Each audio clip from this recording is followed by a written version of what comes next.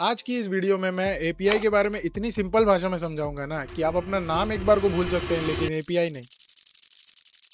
तो सबसे पहले मैं इसका फुल फॉर्म बता देता हूं, जो कि है एप्लीकेशन प्रोग्रामिंग इंटरफेस, और ये सिर्फ एग्जाम्स और इंटरव्यूज में पूछे जाते हैं। वैसे तो हम एपीआई कहते हैं इसे। अब हम समझ लेते हैं कि एपीआई होता क्या है। तो एपीआई को समझाने के लिए बहुत सारे लोग वही पुराना घिसा पिटा एग्जाम्पल देते हैं कि आप रेस्टोरेंट में जा रहे हो, वहां पर आप वेटर को ऑर्डर देते हो, वेटर खाना लाता है, वही एपीआई है। लेकिन ऑनेस्टली बताऊं तो इस एग्जाम्पल से बहुत से लोग रिलेट नहीं कर पाते कि यार वेटर कौन है, शेफ कौन है और खाना क्या है। तो मैं आपको सिंपली ब्राउजर और सर्वर का एग्जाम्पल दूंगा ताकि जब आप एपीआई को यूज करें तो आपको एक ही फीलिंग आए कि हाँ भाई मजा आया। अब ये ऑब्वियस सा बात है कि आप एपीआई बनाना सीख रहे हैं, इसका मतलब कि आपने पहले कभी वेबसाइट बनाया होगा या फिर मोबाइल एप्लीकेशन बनाया होगा।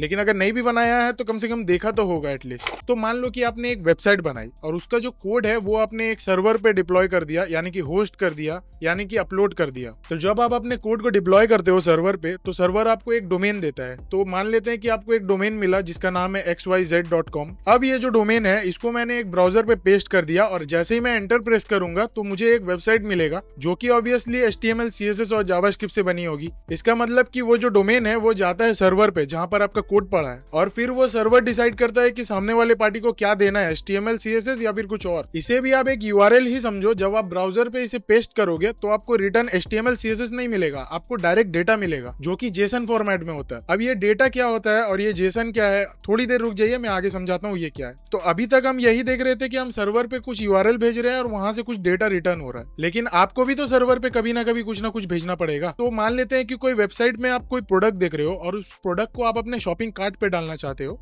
तो आपको सर्वर को ये भी तो कहना पड़ेगा ना कि इस प्रोडक्ट को इस कार्ट पे डाल दो। तो ये प्रोसेस हम कैसे करेंगे, और यहीं पर एंट्री होता है हमारे HTTP मेथड्स का। HTTP मेथड्स बेसिकली यही समझाता है कि क्लाइंट सर्वर से क्या एक्सपेक्ट कर रहा है, यानी कि क्लाइंट सर्वर को क्या कहना चाह रहा है। यानी कि HTTP मेथड्स को यूज करके हम सर्वर को ये कह सकते हैं कि यार ये प्रोडक्ट मुझे नहीं चाहिए, या फिर ये प्रोडक्ट को अपडेट कर दो, या फिर इस प्रोडक्ट को डिलीट कर दो। तो वैसे तो बहुत सारे मेथड्स यूज होते हैं, लेकिन सबसे ज्यादा यूज होने वाला मेथड मैं आपको बता देता हूँ। सबसे पहला मेथड है गेट। तो जैसे अभी अभी हमने एग्जांपल में देखा कि हम सर्वर को कुछ URL प्रोवाइड कर रहे हैं और सर्वर हमें डेटा रिटर्न कर रहा है, इस मेथड को ही हम गेट कहते हैं। उसके बाद आता है पोस्ट। इस मेथड में हम क्या करते हैं कि सर्वर को कुछ डेटा देते हैं और सर्वर को बोलते हैं कि यार इस डेटा को ले लो और इस डेटा को अपने डेटाबेस में सेव कर लो। उसके बाद आता है पुट या फिर पैच। इस मेथड में हम क्या करते हैं कि हम पुराना डेटा, जो एग्जिस्टिंग डेटा है सर्वर पे, हम उसमें एक नया डेटा पुट करते हैं और उसको बोलते हैं कि यार सर्वर तुम एक काम करो, ये जो नया डेटा है इसको अपडेट कर दो। और इसी मेथड को हम पुट या फिर पैच के नाम से जानते हैं। और उसके बाद आता है डिलीट, यानी कि सिंपल इसको हटा दो यार। अब सपोज कि आप YouTube का API यूज करना चाहते हो,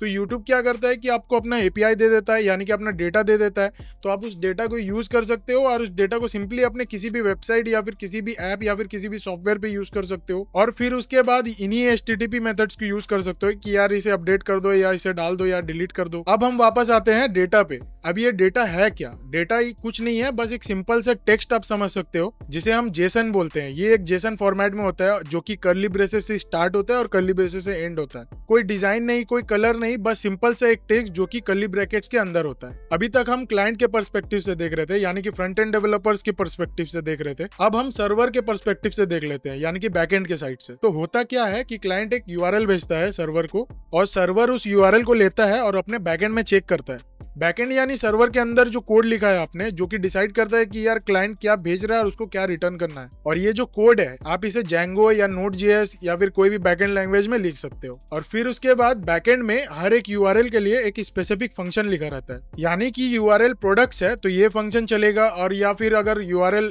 लॉगिन है तो ये फंक्शन चलेगा। और ये जो फंक्शंस है ये सभी JSON रिटर्न करते हैं क्लाइंट को, और क्लाइंट को भी अगर आपको कुछ डेटा भेजना हुआ तो क्लाइंट भी JSON फॉर्मेट में ही डेटा भेजता है। तो सिंपल भाषा में API का मतलब यही होता है कि क्लाइंट और सर्वर के बीच में एक कम्युनिकेशन एस्टेब्लिश करना। क्लाइंट बोलता है भाई मुझे डेटा चाहिए, और सर्वर बोलता है ये ले भाई ये JSON डेटा। बस यही है API। और ये वही ब्रिज है जहां पर सब कहते हैं कि आप किसी भी फ्रंट एंड लैंग्वेज से किसी भी बैकएंड लैंग्वेज के बीच डेटा एक्सचेंज कर सकते हो। And that's all for now. मिलते हैं अगले वीडियो में। Thanks for watching. Peace out.